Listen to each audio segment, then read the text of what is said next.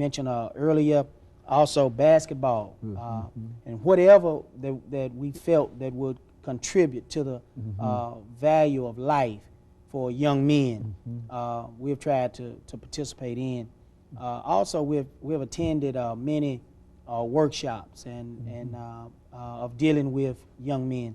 I've also spent a lot of time counseling young men and parents and children and parents' relationship to kind of strengthen that. So in that area, we've been trying to just develop a relationship with our young people and the community, and also their parents and the church. And so the program that you're talking about now, that you've now developed, dealing with young people, is essentially an outgrowth of all of your experiences dealing with young people from a very, very early period up until now. Is that what you're saying? Correct. Well, things have changed.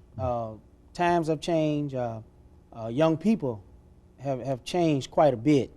And now you need more structured programs to make sure that kids are reaching their full potential. Good. And that was one of the things that brought this program to my mind.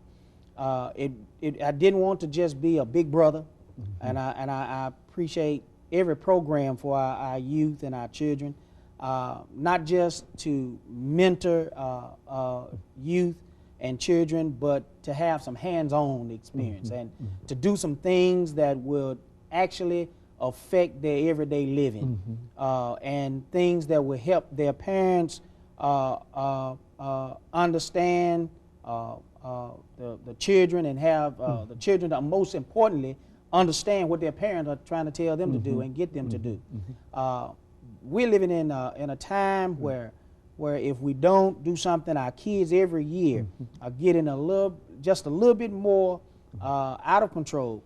But I think that we have to now come up with a plan, come up with a program that's going to bring young people back in, especially young men, and especially African American young men, because we don't want to lose a lot of young men. We're filling up juveniles, we're filling up prisoners, and we're filling up jails, and it's time that we fill up schools and we fill up lives. And of course, Reverend Hayes, we've got about 5 or 6 seconds before the end of this segment, and when we come back, we'll give you an opportunity to talk about the program that you developed dealing with young gentlemen. Of course, we'll be back with our audience following this very, very short. Thank you, and welcome back to the second segment of the show for today.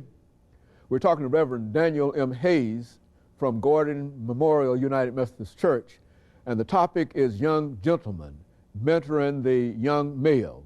And of course, Reverend Hayes, let me give you an opportunity to sort of give our audience some information relative to this new concept that you have that is designed especially to mentor young men. I think you call it young gentlemen. Right. So let's talk about it from how that was a concept with you, and what inspired you to develop this and some of the elements of that particular program. One of the thing that I guess inspired my mind was my years of work with young men, as they had continued to grow through athletics, through other avenues such as Boy Scouts, Cub Scouts, and also church-related activities.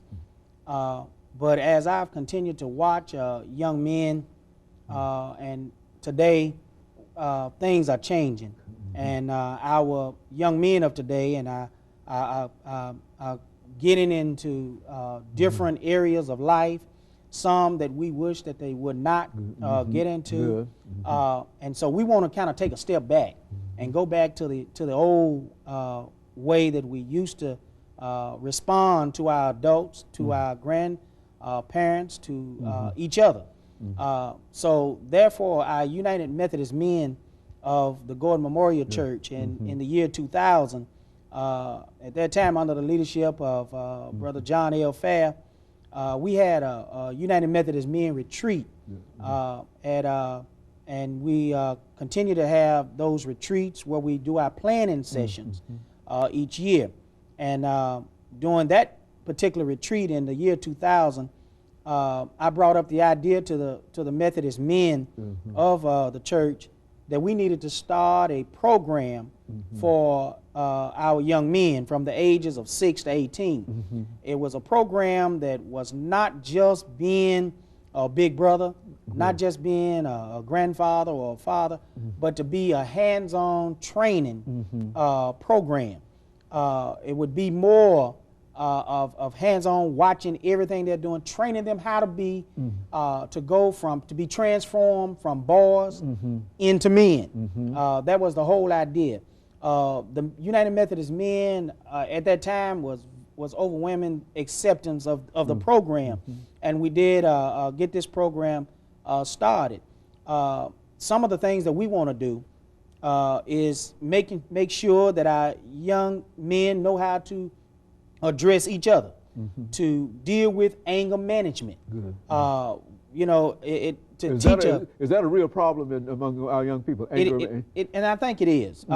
You know, rather than want to fight it for everything, pull a knife or a gun for every incident, we have to teach our young men and even our young women how to walk away from incidents. It's not being a chump to walk away. It's not being soft to walk away. Sometimes to walk away gives you a good standard, because young folk are under different pressure today. When we were young, or when I was young, we could fight and live to see another day. Make up. Right, be friends, matter of fact, before the evening. But now it's such a competitive type thing. If you touch me, I got to get you until I hurt you. So certainly anger management is something that we have to do. Another thing that we want to do, Dr. Haney, is to make sure that as our kids go to school, they are not in school angry about every time the teacher says something to them. They got to learn, we got to be responsible for training our young men to say to all adults, yes, sir, no, sir, yes, ma'am, no, ma'am, thank you. We want to get back to those little things that we think would change the inner person and to help self-esteem in all of our people to grow.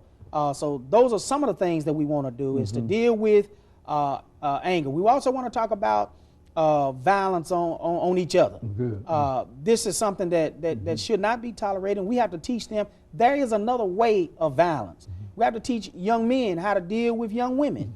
That you don't hit young women. We even want to go back to the point of having young men to open car doors for girls. We want to make sure that they are calling the parent when they want to take a young girl out, or they want to go to a movie or something like that, that the young man must learn to call the parent and get the parent's permission.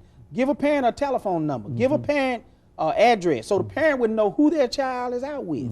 When I was younger, and when some of the other people in the group were younger, one of the things we used to do is if we went out with your daughter, we would call your house and not just ask the girl out, but we would tell the parent who we were, and then let them know, you know, we want to take your daughter out to such and such place, and is it all right with the parent? Because I think that when the parent understands what's going on, then I think you got a better situation altogether. So we want to deal with that also. We want to teach young men how to be able to go to a nice restaurant and eat a dinner with the certain utensils. Okay, very good. So those are some of the things we want to teach. We want to teach dress codes, not wearing your pants down, not having your shirt showing your body, even for young men. We want to teach young men to be the young men that we think that can move them forward in life. So, and of course, this is why this whole concept of being a young gentleman, that this is some of the things that if they do that, they could be very, very successful. Is that what you're saying? Right. Right now we have, we have boys, and it's not just to